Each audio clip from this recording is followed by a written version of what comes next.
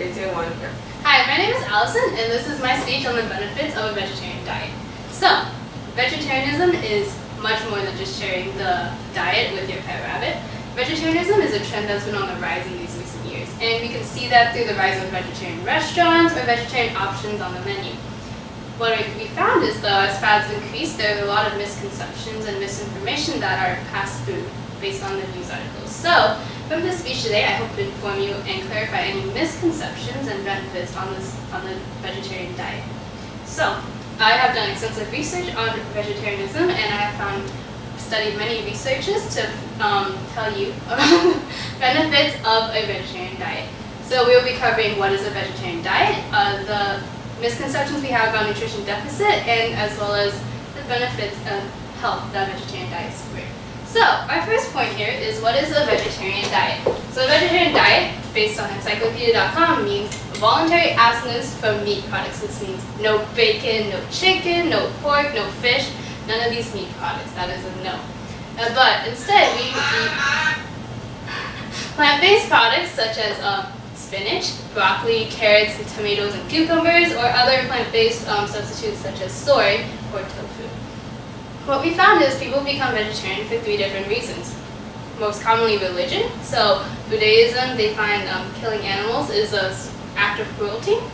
Ethics, which are basically people finding injustice based on the meat industry, such as the way the animals are raised and their living conditions. And thirdly is health. This could be both changing their diet for benefit of vegetarian diets, or because of their certain health condition, a limitation, so they can't eat meat, which is why they choose to be vegetarian. But despite their motivations, there are still some common misconceptions about vegetarian diets that all people share. So, first of which is nutrition deficit. So, there is a common belief that if you become vegetarian, you are deficient in certain nutrients that are critical to the human growth.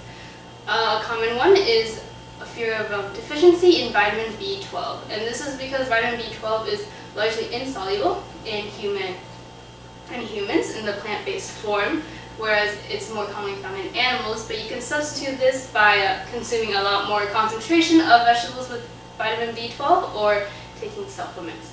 Another fear is calcium. So people fear that we don't get enough calcium, but calcium is often found in spinach and bok choy in your diets. According to the Academy of Nutrition and Dietetics, that a vegetarian diet that is properly planned, this means no junk food but healthy options, is safe for all walks in life and all ages. That means no matter if you're a baby, if you're a grandma, if you're a pregnant woman, you can become vegetarian with no damage or fear of impeding the growth or health of your body. And finally, since nutrition is so important in health, we're talking about the health benefits of a vegetarian diet. So, health benefits are commonly talked about are cardiovascular disease and the decreasing the risk for it. So one of the most common things is cholesterol. Cholesterol comes up because it's linked with blood pressure and heart disease. So by becoming vegetarian, there is a decrease in the consumption of high saturated fats as well as cholesterol. And since we decrease the intake, as a result, our cholesterol is lowered. And lowering the cholesterol leads to lower blood pressure because cholesterol tends to form plaques in the body, and it also helps prevent the plaques that form can dislodge and cause heart attacks and strokes later in life. So by decreasing the amount of cholesterol, we lower the risk of heart disease.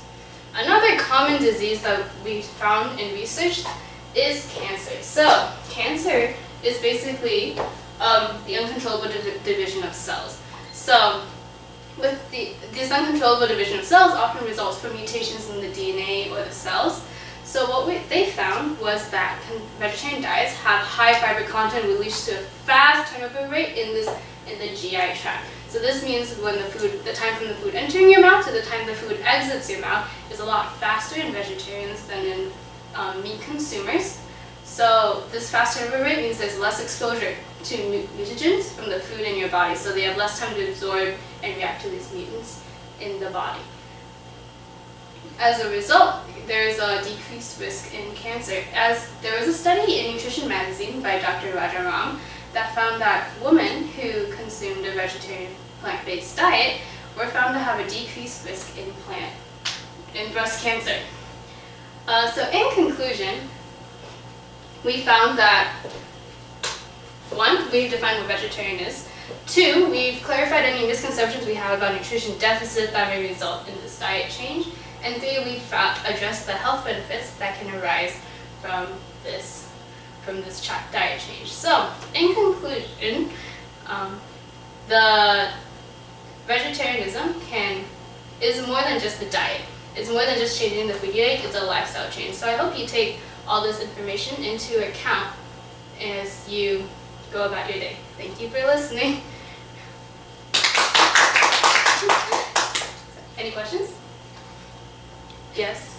So if I wanted to be vegetarian, where should I get my protein? There's a lot of common meat substitutes, and most of the meat substitutes we find are soy-based. So anything with beans, like tofu is a good source, or other tofu substitutes. Any others? Yes? So you mentioned that in the vegetarian diet, the food would go through your GI tract faster. So there should be a concern about your body becoming hungrier more often. Is that a concern for vegetarian, or how do we overcome that also if your body becomes more hungry? I think your body adapts naturally well to the amount of food that you intake, because a person with a large appetite who diets can often, studies have shown a decrease in appetite as they cut back on the food they're eating. So perhaps in vegetarians a similar event might occur. Other than that, the fast passing through food that results in hunger, you just may have to eat more. But yeah, I would have to look into more research to give you a better answer. Any others? Alright, thank you for listening.